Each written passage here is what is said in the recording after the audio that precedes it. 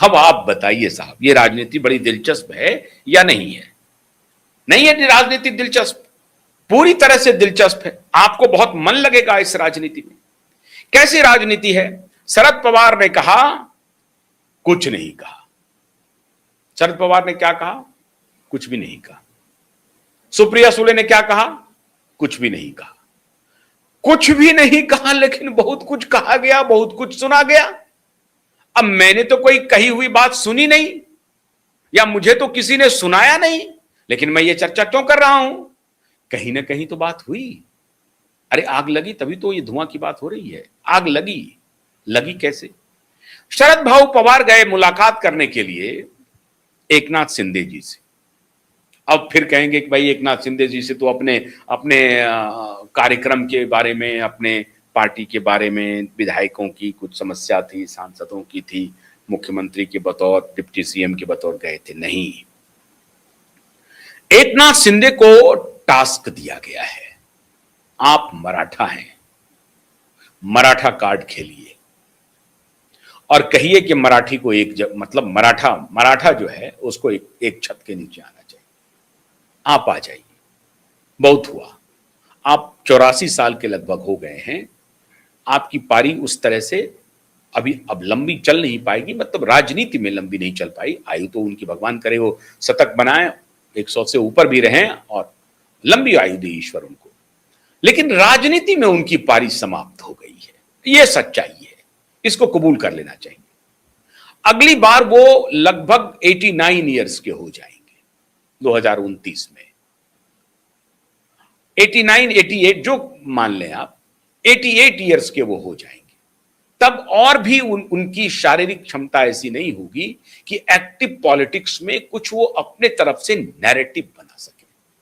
सुप्रिया सोले में वो ताकत नहीं है कि अपने बल पर एनसीपी शरद पवार को वो जिंदा कर सकें या लड़ाई में बना सकने लायक रखें। सुप्रिया सोले की इतनी हिमाकत नहीं है, हिमाकत कह लीजिए क्या, कि उनकी ये हैसियत नहीं है। वो रात दिन काम करने वाली नेत्री नहीं है, जूझने वाली नेत्री नहीं है, और वो भी शारीरिक रूप से बहुत स्वस्थ हैं, ऐसा भी नहीं है। बहुत सारी चर्चाएं होती हैं उनके बारे में, लेकिन अभी मैं उसका जिक्र नहीं करना चाहूंगा यहां पे। लेकिन सुप्रिया सुले पार्टी को जिस ताकत की आवश्यकता होती है, जिस क्षमता की आवश्यकता होती है, जिन दिन रात जूझने की आवश्यकता होती है, ये तीनों सुप्रिया सुले में नहीं है। ना तो सुप्रिया सुले बहुत ही फ्लैम्बॉयंट स्पीकर हैं, नहीं सुप्रिया सुले ऐसा कोई दार्शनिक हैं जो आकर्षण पैदा करें अपनी बातों से, वो भी नहीं है। और ना ही शारीरिक रूप से इतने सक्षम हैं सुप्रिया सुले कि दिन रात 24 घंटा वो पार्टी के लिए खपा दें। मतलब अजित पवार के जैसी उनकी क्षमता नहीं है कि सुबह 6 बजे उठते थे और रात के 12-1 बजे तक वो बेडरूम जाते थे। ये परिस्थिति थी अजित पवार की, और किसी से भी आप पूछ लीजिए अजित पवार के बारे में बताएंगे। इसलिए करप्शन अपार्ट, अजित पवार संगठन में अपने नेताओं, अपने वर्करों के लिए बेहद लोकप्रिय नेता थे, और यही उनको लगता था कि मेरी जो लोकप्रियता है, सांगठनिक जो क्षमता है, इसके आधार पर हमारे चाचा हमें उत्तराधिकारी बनाएंगे। लेकिन चाचा तो फिर चाचा ठहरे, धृतराष्ट्र हो गए, उनको योग्यता नजर नहीं आई और कहा कि नहीं, हमारी बेटी ही लीड करेगी और जब तक हम हैं तब तक हम लीड करेंगे। और अजित पवार इस मूड में नहीं थे। अजित पवार चाहते थे कि एक बार स्विफ्ट ट्रांजिशन हो जाए, हमको पार्टी की कमान मिल जाए और हम पार्टी को आगे लेकर के चलें। लेकिन शरद पवार ये निर्वाह कर नहीं पाए।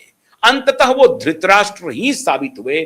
पुत्री मोह में वो अपने भतीजे को एक ऐसी राजनीतिक विरासत से बेदखल कर दिया जिस अजित पवार में ये क्षमता थी कि समूचे परिवार को एकजुट रख करके पार्टी को भी आगे ले जाती। लेकिन शरद पवार छोटे लाभ के चक्कर में अजित पवार जैसे संगठन के नेता को किनारे कर दिया और अंततः अजित पवार के सामने कोई विकल्प नहीं था। आप नहीं कह सकते हैं अजित पवार को कि अजित पवार अपॉर्चुनिस्ट थे।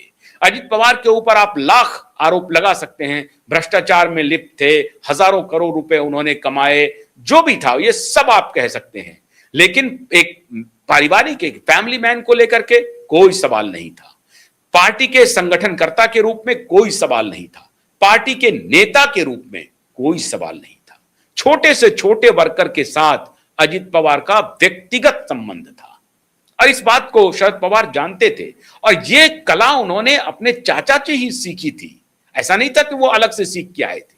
मतलब शरद पवार के पद चिन्हों पर चलने वाले परिवार में एक ऐसे नेता थे जो जैसे शरद पवार दिन रात अपने वर्कर के लिए अपना दरवाजा खोलकर बैठे रहते हैं, ठीक उसी प्रकार से अजित पवार अपने कार्यकर्ताओं के लिए, अपने छोटे नेताओं के लिए अपना दरवाजा 24 घंटे खोल करके रखते थे।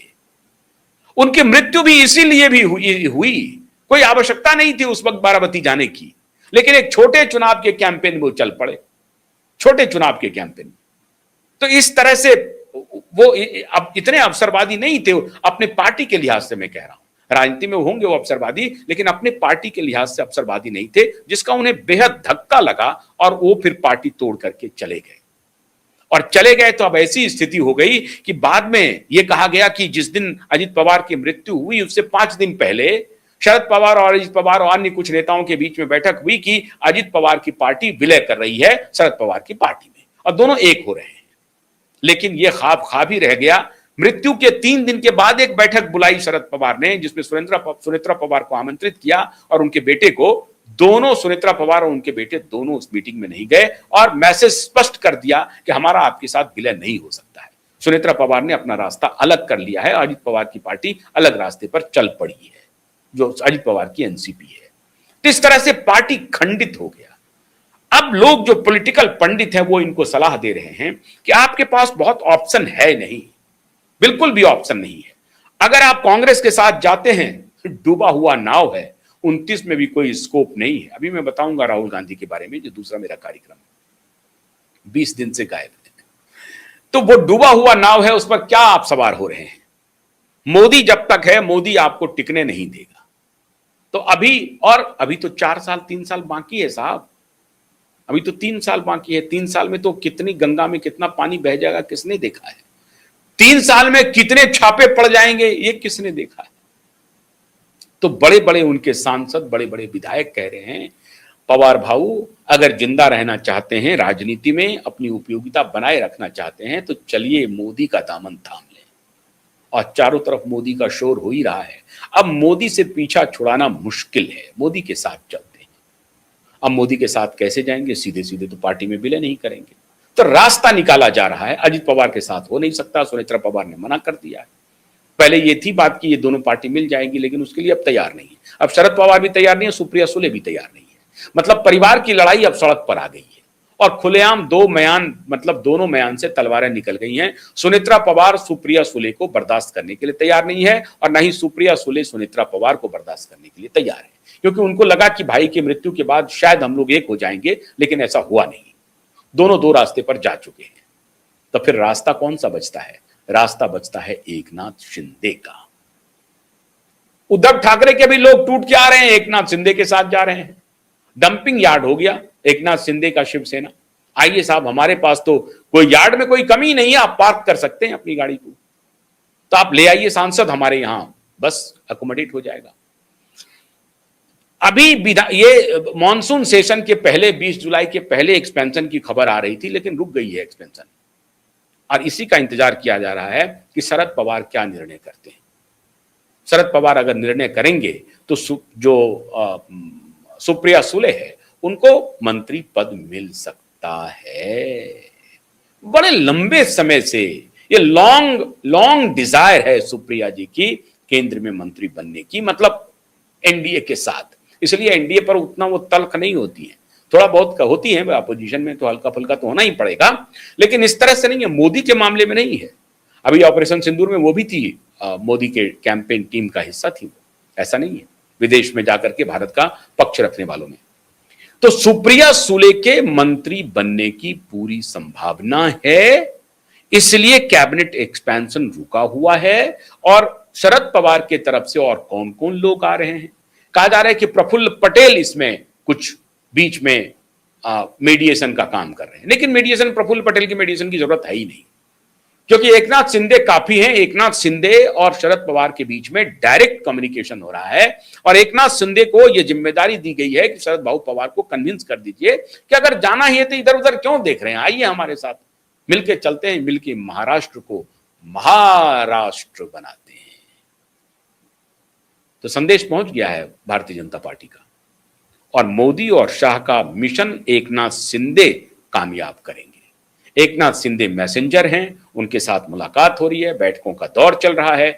आने वाले दिनों में आप देखेंगे कि ठाकरे को अप्रत्याशित झटका लगा जब शरद पवार एनडीए की मांद में आ गए, एनडीए ज्वाइन कर लिए, और ये देश में उन सभी तथाकथित सेकुलरवादी पॉलिटिक्स के लिए बड़ा झटका होगा। और मैं अभी से कह रहा हूं कि वो श्रीमान जो पत्रकार थे, जो ढोल पीट रहे थे, मोदी की मुखालफत में सड़क पर उतर रहे थे, उन जिनके भरोसे मोदी की मुखालफत कर रहे थे, वो अब खुद मोदी के साथ गलवहियां डालेंगे आने वाले दिनों में। बस थोड़े से वक्त का और इंतजार कर लीजिए। मतलब कांग्रेस के साथ शरद पवार का विलय खत्म हो गया, नहीं हुआ, और तृणमूल कांग्रेस की नेत्री ममता बनर्जी भी नहीं जाएंगी कांग्रेस में अभी तत्काल। आगे क्या होता है मुझे नहीं पता। तो महाराष्ट्र की यह सबसे बड़ी खबर है कि शरद भाऊ पवार एनडीए के फोल्ड में आ रहे हैं।